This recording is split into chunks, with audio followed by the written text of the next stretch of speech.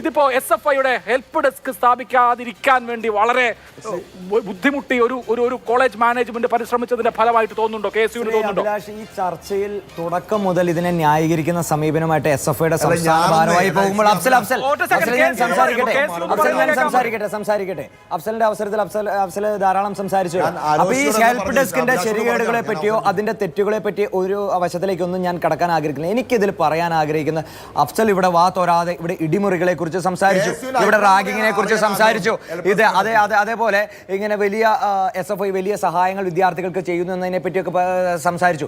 ഞാൻ ഇവിടെ പറയാൻ ആഗ്രഹിക്കുന്നത് ഈ ഇടിമുറികളെ പറ്റി പറയാൻ എന്ത് ധാർമ്മികതയാണ് SFIക്കുള്ളത്? ഈ അഫ്സൽ ഇവിടെ ഇരുന്നിട്ട് ഇടിമുറികൾ കേരളത്തിലെ ക്യാമ്പസുകൾ ഉണ്ട് എന്ന് പറയുമ്പോൾ ബഹുഭൂരിപക്ഷം വരുന്ന ഇടിമുറികൾക്കും നേതൃത്വം കൊടുക്കുന്ന സംഘടനയുടെ പേര് SFI എന്നാണ്. ഞാൻ പറഞ്ഞല്ലോ, ഈ കാര്യവട്ടം ക്യാമ്പസിൽ ഇവിടെ പാർട്ടി ഗ്രാമം അവിടെ ഇടിമുറികൾ സൃഷ്ടിച്ചുകൊണ്ട് പാർട്ടി ഗ്രാമത്തിന് സമാനമായിട്ടുള്ള രീതിയിൽ വലിയ മനുഷ്യാവകാശ ലംഘനങ്ങൾ നടക്കുന്നു.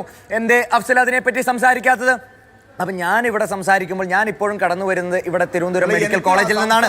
ഞങ്ങളുടെ ഒരു സഹപ്രവർത്തകനെ ഇന്നലെ അർദ്ധരാത്രിയിൽ അതിക്രൂരമായിട്ട് SFIയുടെ നേതാക്കന്മാർ, യൂണിറ്റ് സെക്രട്ടറിയുടെ നേതൃത്വത്തിൽ, പ്രാദേശികമായിട്ടുള്ള നേതാക്കന്മാരുടെ നേതൃത്വത്തിൽ അതിക്രൂരമായിട്ടുള്ള ആക്രമണത്തിന് ഇരയാക്കി.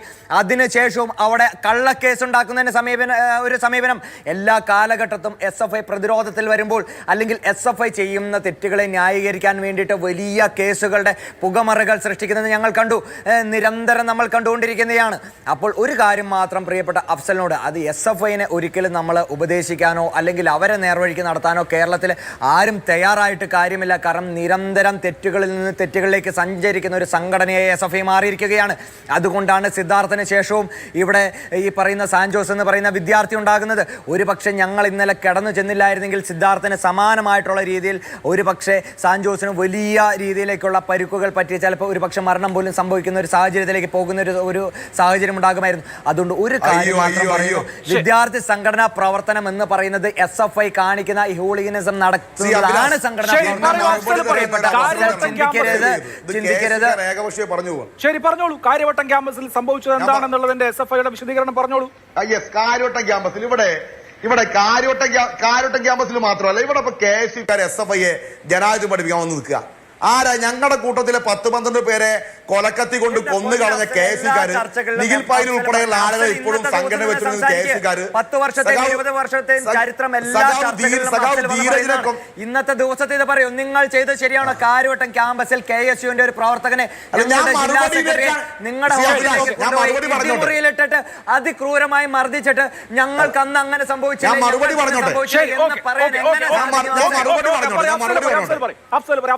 ഇതിന് മറുപടി പറയും. ഇന്നത്തെ കാര്യം പറയൂ. എന്താണ് സംഭവിച്ചത്? എനിക്ക് പറയാനുള്ള താങ്കളുടെ സംഘടന ഞങ്ങളുടെ സഖാക്കളെ ധീരജ് ഉൾപ്പെടെ ആളുകളെ കൊന്നതിനെ കുറിച്ച് പറയണം. ഞങ്ങൾ പകരം ഒരു KSUക്കാരന്റെ ജീവൻ എടുത്തിട്ടില്ല. ഞങ്ങളുടെ രാഷ്ട്രീയമല്ല. ഇവിടെ ഇപ്പൊ ഇന്നലത്തെ കാര്യം പറഞ്ഞു.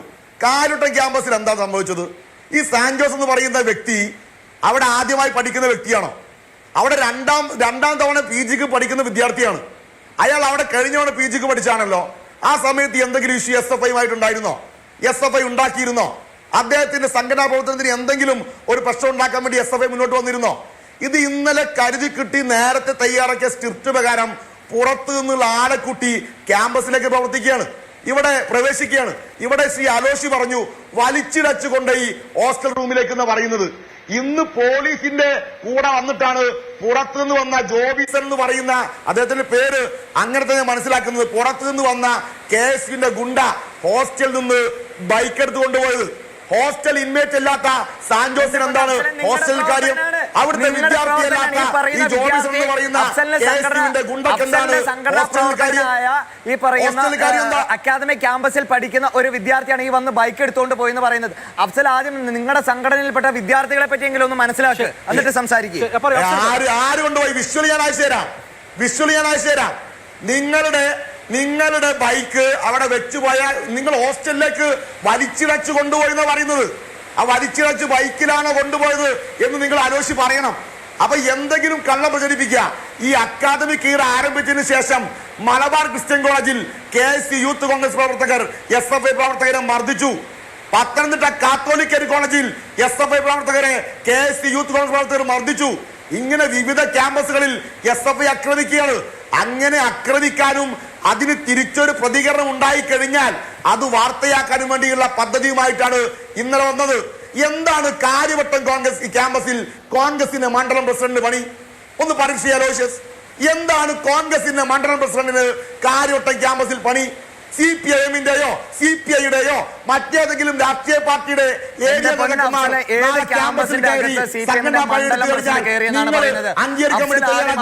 വിഷയത്തെ പറ്റി ഒന്ന് പഠിക്കുക. ആ ക്യാമ്പസിൽ ശ്രീ അഭിലാഷ് ഒരു നിമിഷം ഈ പറയുന്ന ഞങ്ങളുടെ ജില്ലാ സെക്രട്ടറി ആ ഹോസ്റ്റലിൽ കൊണ്ടുവന്ന് മർദ്ദിച്ചിട്ട് 1 മണിക്കൂറായി അവിടുത്തെ പോലീസ് പോലും എത്താത്ത സാഹചര്യത്തിലേക്കാണ് ഞങ്ങൾ ക്യാമ്പസിൽ പുറത്തു ചെല്ലുന്നത്.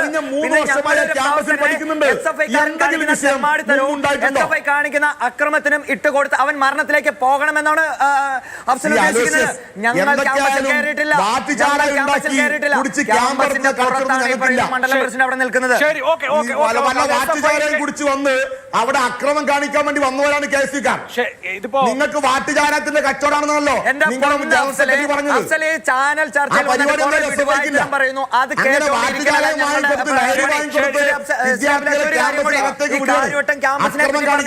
കാര്യവട്ടം ക്യാമ്പസിൽ പഠിച്ച് വർഷങ്ങളായി അവിടുന്ന് പഠിച്ച് പുറത്തോട്ട് പോയ SFIയുടെ നേതാക്കന്മാർ അവിടെ അട്ടിയിട്ട് കിടന്ന് അവിടെ സംഘടനാ പ്രവർത്തനം നടത്തുന്നു എന്ന പേരിൽ ഇതര സംഘടനയിൽപ്പെട്ട നേതാക്കന്മാരെ നിരന്തരം ആക്രമിക്കുക അവരുടെ പതിവാണ്.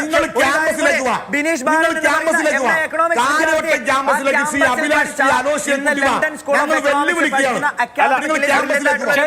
ശരി